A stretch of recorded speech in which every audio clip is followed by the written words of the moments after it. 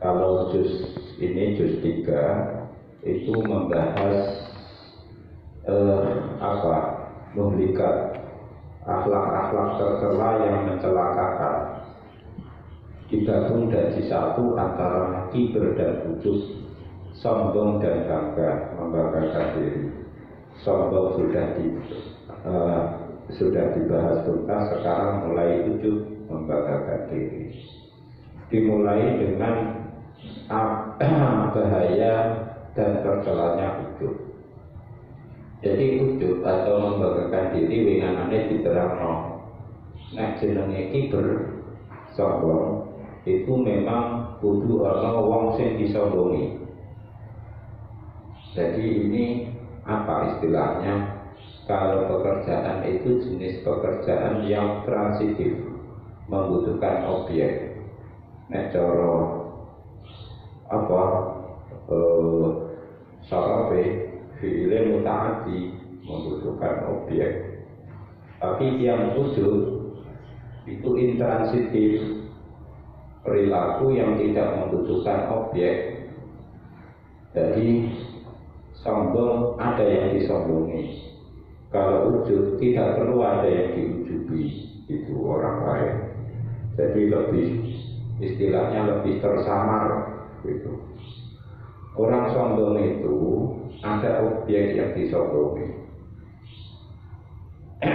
Tidak bisa sendirian, tapi ujub itu sendirian pun kita di puncak gunung kita tekun beribadah, atau kita beramal soleh, tidak ada orang yang tahu, kita sendiri yang tahu. Itu tidak takabur, tidak sombong, tapi rawan kepada ujub. Nah, ujub ini juga tercela, disebutkan dalam Quran dan hadis. Di Quran itu wa yauma hunainin idza ajabatkum kathratkum falam tughni ankum syai'an wa dhaqat 'alaikumul ardu bima rahabat tsumma wallaytum mudbirin. Pada waktu perang Hunain, umat Islam itu merasa jumlahnya banyak, terus kegeeran, ujub merasa bangga, tenang kita pasti menang, jumlah kita banyak.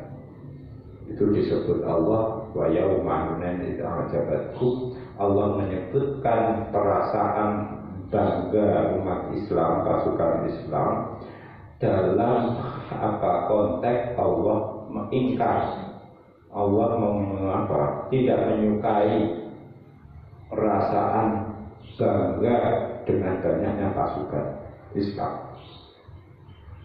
Terus itu semua Islam, semua kafir sama. Wadannu annahum mani'atuhum khusunuhum minallahi fa'atahumullahu min haitsu lam yahtasibu wa qadha fi qulubihim ru'ba yukhribuna buyutahum bi'aydihim wa aydil mu'minina fa'tabiru ya ulil absar. Orang kafir itu merasa benteng kokoh mereka, benteng mereka yang kokoh itu bisa melindungi mereka, melindungi mereka dari dari kekalahan. Dari kekalahan. Jadi Allah sama saja, yang mukmin ya dikritik, yang kafir ya dikritik. Dikritik apa? Ijabun nafsi, membanggakan diri. Ada lagi wa yahsabuna annahum yahsununa sun'a. Jadi ada sekelompok manusia yang merasa bangga karena merasa telah berbuat baik, padahal yang dia lakukan itu justru perbuatan yang membahayakan, yang merugikan. Jadi nek kowe ana wong, kalau kamu melihat orang sepertinya berbuat baik, tapi kebaikannya justru itu menghancurkan, itu komentar kita, yahsabuna annahum yuhsinuna sun'a. Tuh. Jadi orang kumpul-kumpul bela Islam, bela Al-Quran, bela agama, bela tauhid, segala macam. Itu komen kita, yahsabuna annahum yuhsinuna sun'a. Alladzina dhalla sa'yuhum fil hayatid dunya wa yahsabuna annahum yuhsinuna sun'a. Ulaika alladziina kafaru bi ayati rabbihim wa liqa'ihi fala nuqimu lahum yaumal qiyamati wazna. Besok di hari kiamat fala nuqimu lahum yaumal qiyamati wazna. Amal baiknya itu enggak ada bobot sama sekali timbangannya. Ini semua menandakan bahwa kita harus waspada pada ujub. Ujub itu berdasarkan ayat ini bisa dilakukan oleh orang yang berbuat benar, baik, terus merasa bangga. Bahkan sebaliknya bisa juga orang berbuat salah, bangga.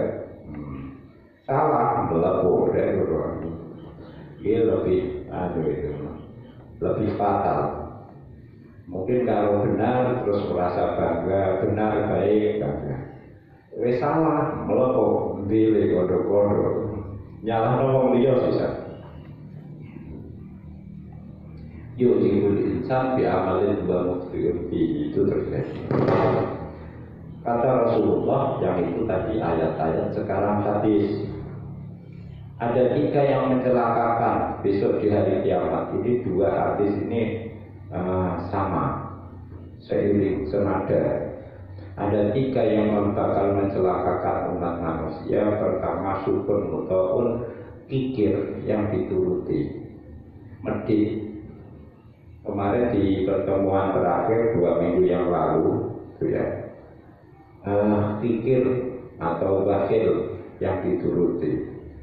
Orang bakhil itu berarti orang yang terlalu ke kanan. Orang boros itu terlalu kiri. Lako israf ya. Bakhil itu kan terlalu kanan, israf terlalu kiri. Yang tengah, nah tengah orang terlalu tengah, orang terlalu tengah. Nah, terus biasa benar.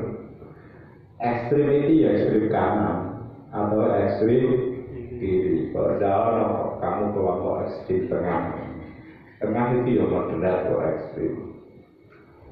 Nah, kalau super itu medit terlalu kanan, kalau boros terlalu kiri. Yang sedang sahot namanya dermawan. Ya. Kemarin juga diterangkan lebih mending mana? Bakhil sama boros. Lebih mending boros gitu, meskipun sama jeleknya. Makanya ada 3 hal yang mencelakakan. Pertama, orang lebih pikir yang dituruti, berarti dia tidak dipaksa berlatih dermawan. Tuh apa ngingoni medit itu. Ternak atau merawat kebakhilan. Yang kedua, hawa nafsu, keinginan yang tidak dikendalikan. Dan yang ketiga, ini fokusnya sesuai dengan tema ijabul mar'i binafsihi atau biraihi, menggagahkan diri atau menggagahkan pendapat akalnya. Kalau sudah, ini kata Nabi, ini hadis prediktif.